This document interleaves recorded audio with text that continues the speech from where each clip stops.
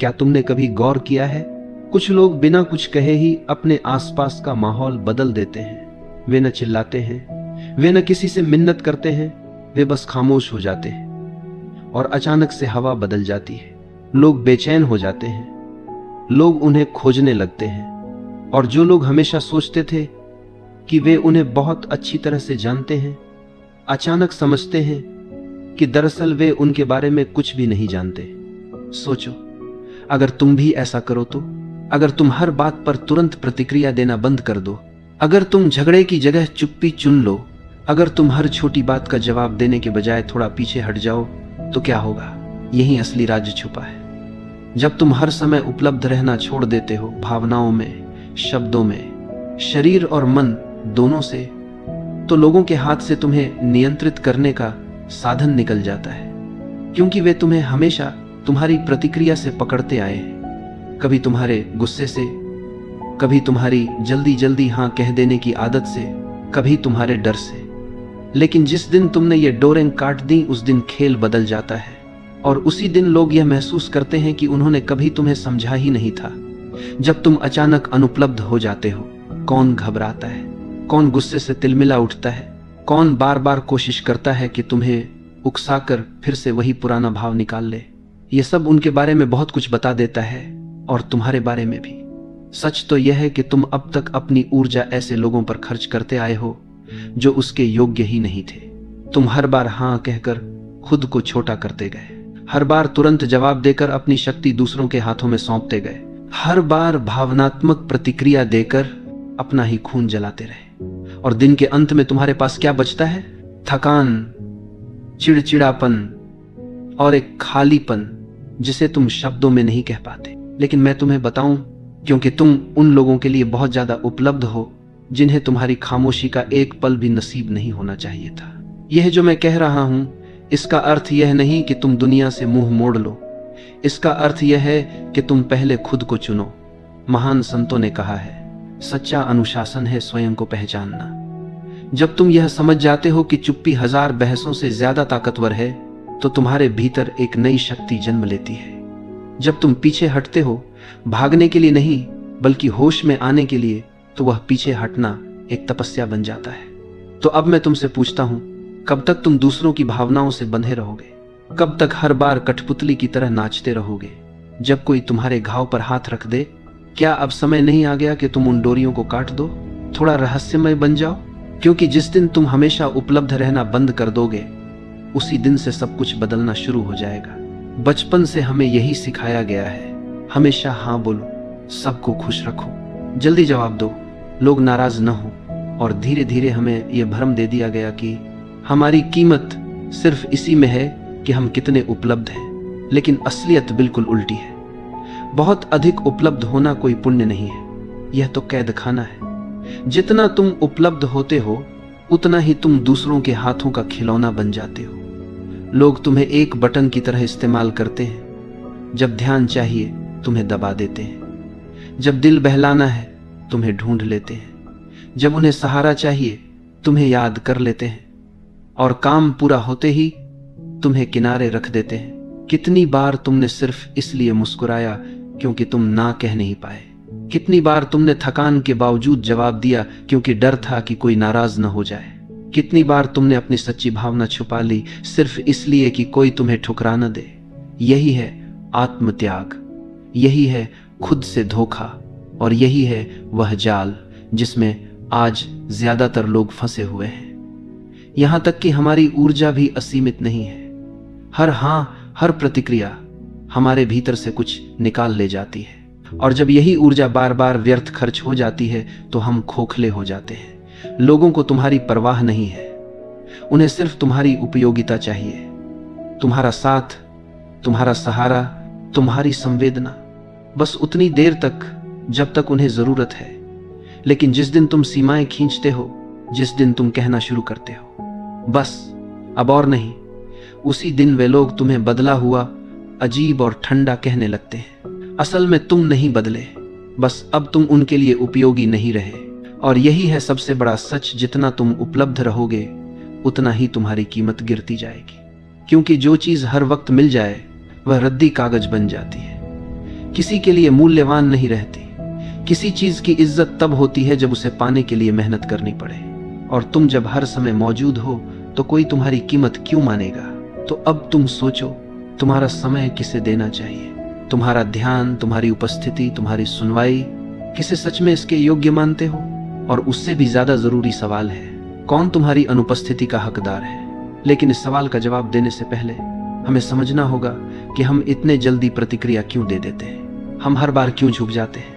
हमारे भीतर यह तुरंत उत्तर देने की आदत क्यों बैठी हुई है? इसके पीछे है हमारी ऊर्जा। कार्ल युंग ने कहा था, मनुष्य का मन कोई मशीन नहीं है, यह एक ऊर्जा तंत्र है। हर विचार, हर भावना, हर प्रतिक्रिया हमारी आंतरिक ऊर्जा का एक हिस्सा खा जाती है।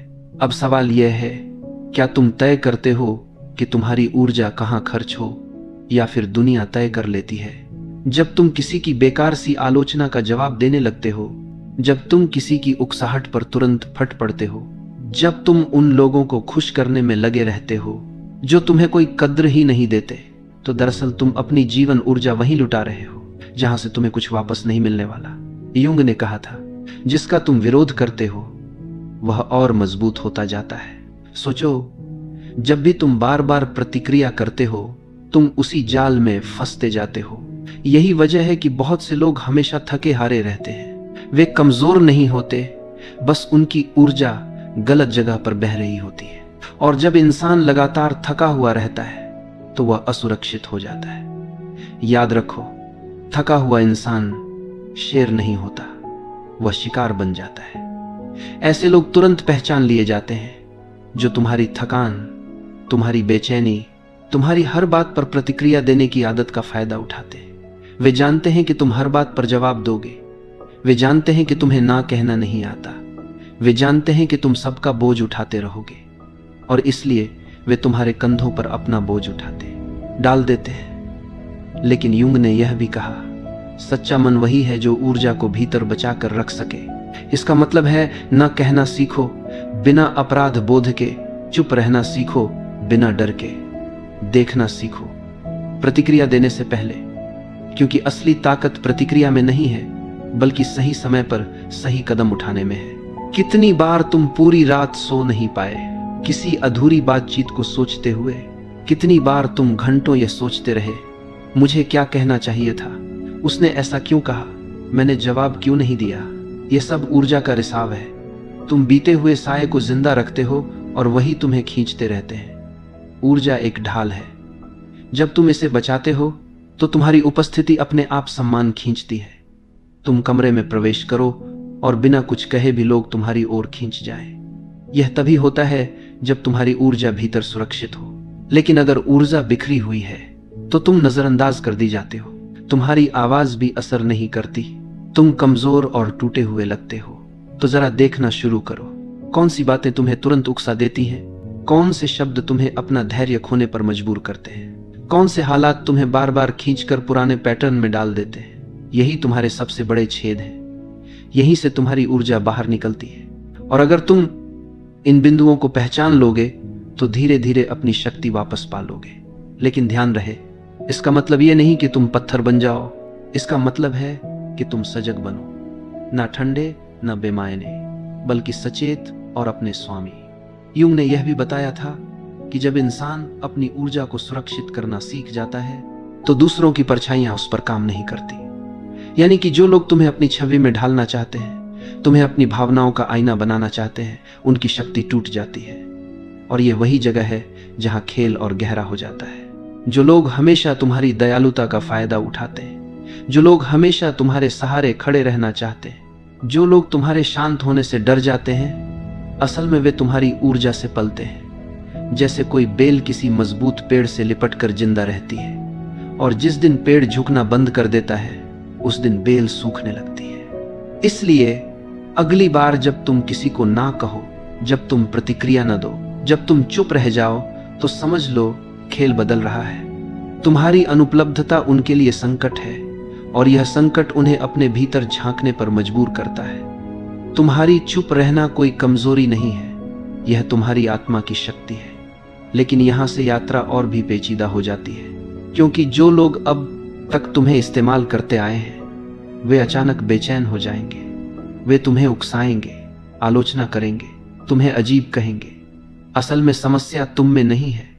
समस्या यह है कि अब तुम उनके खेल का हिस्सा नहीं हो। और यही है अगला कदम। जब तुम सचेत चुप्पी में जाते हो, जब तुम प्रतिक्रिया देना बंद कर देते हो, तो दुनिया की सबसे गहरी चालें तुम्हारे सामने खुलने लगती हैं। मौन का खेल। आधुनिक दुनिया शोर से भरी हुई है। हर कोई बोलना चाहता है, हर कोई तुरंत जवाब देना चाहता है, हर कोई अपनी बात साबित करना चाहता है, इवन अगर उस चक्कर में उसे अपनी शांति ही क्यों न खोनी पड़े। लेकिन शक्ति, सच्ची शक्ति, वह शब्दों के शोर में नहीं बल्कि मौन की गहराई में छिपी है। ध्यान से सुनो, यह मौन किसी कायरता का मौन नहीं है, यह जागरूक मौन है। वह मौन जो उपस्थिति को और भी गहरा बना देता है, वह मौन जो शब्दों से ज्यादा कुछ कह देता है। जब तुम प्रतिक्रिया देना बंद करते हो तो तुम देखना शुरू करते हो, और जब तुम देखना शुरू करते हो तो तुम्हें वे पैटर्न नजर आने लगते हैं जो पहले तुम्हारी आंखों से छिपे रहते थे। कितनी ही बार तुम देखते हो, वही लोग, वही स्थितियां, वही खेल बार बार दोहराए जाते हैं। मौन में बैठकर यह सब साफ हो जाता है, और जब साफ दिखने लगता है तो तुम्हारे भीतर जागरूकता पैदा होती है। यह जागरूकता खतरनाक है उन लोगों के लिए जो तुम्हें नियंत्रित करना चाहते हैं, क्योंकि जिस दिन तुम देखना सीख जाते हो उस दिन उनका खेल बेकार हो जाता है। तुमने ध्यान दिया होगा, कुछ लोग बेकरार हो जाते हैं जब तुम जवाब नहीं देते, जब तुम सफाई नहीं देते, जब तुम अचानक खामोश हो जाते हो। यह उनकी याद नहीं होती, यह उनका डर होता है, क्योंकि तुम्हारा मौन उनकी कहानी को छीन लेता है। जब तक तुम बोलते रहते हो तुम खेल में फंसे रहते हो, लेकिन जिस दिन तुम चुप हो जाते हो तुम नियम बदल देते हो। और यह असंतुलन उन लोगों को पागल कर देता है जो तुम्हारी हर प्रतिक्रिया पर जीते आए थे। समझ लो, सच्चा मौन आवाज की कमी नहीं है, सच्चा मौन है अपनी ऊर्जा पर अधिकार। यह है वह चुनाव कि किस युद्ध में उतरना है और किस युद्ध को छोड़ देना है। व्यक्ति बनने के लिए दूरी चाहिए, क्योंकि सिर्फ मौन में ही तुम अपनी आवाज सुन सकते हो, दुनिया के शोर से मुक्त होकर। लेकिन इस मौन की भी एक कीमत है। कुछ लोग तुमसे दूर हो जाएंगे, कुछ कहेंगे तुम ठंडे हो, अजीब हो, कुछ कहेंगे तुम घमंडी हो, पर सच यह है कि वे लोग कभी तुम्हें समझना चाहते ही नहीं थे। वे तुम्हें सिर्फ अपनी जरूरतों की नजर से देखते थे। और जब तुम मौन चुनते हो, जब तुम उपलब्ध नहीं रहते, तो वे तुम्हें खोने लगते हैं। लेकिन सुनो, तुम दूसरों को नहीं खो रहे, तुम खुद को पा रहे हो धीरे धीरे। यह मौन तुम्हें भीतर से गढ़ता है, तुम्हारी थकी हुई ऊर्जा लौट आती है, तुम्हारा असली चेहरा उभरने लगता है, तुम्हारा केंद्र तुम्हारे भीतर मजबूत होने लगता है। और फिर तुम देखते हो, जिन रिश्तों में सिर्फ नाटक था वे गिरने लगते हैं, जिन जगहों में सिर्फ शोर था वहां से दूरी बनने लगती है। हाँ, यह दर्द भी देता है। तुम्हें लगेगा तुम अकेले हो गए हो, तुम्हें लगेगा तुम गलत हो, तुम्हें लगेगा सब बदल गया। लेकिन ध्यान रहे, यह दर्द जन्म का दर्द है। यह अकेलापन कमजोरी नहीं है, यह अकेलापन शक्ति है। जब तुम सबके लिए उपलब्ध रहना बंद करते हो तब तुम अपने लिए उपलब्ध होने लगते हो। यही है असली पुनर्जन्म, यही है असली स्वतंत्रता।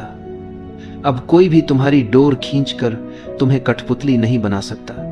अब कोई भी तुम्हारे घाव को कुरेद कर तुम्हें नचाना नहीं जानता, क्योंकि अब तुम मौन में टिके हो, और यह मौन ही तुम्हारी सबसे बड़ी ढाल है। और अंत में याद रखो यह सत्य, जब तुम हर किसी के लिए उपलब्ध रहते हो तुम सस्ता हो जाते हो। जब तुम मौन चुनते हो तुम अनमोल हो जाते हो। दुनिया में हर चीज जिसकी भरमार हो जाती है उसकी कीमत गिर जाती है, और जो दुर्लभ होता है वह सम्मान पाता है। तो अपने मौन को दुर्लभ बनाओ, अपनी उपस्थिति को कीमती बनाओ, अपनी ऊर्जा को बचाओ, क्योंकि यही है जीवन का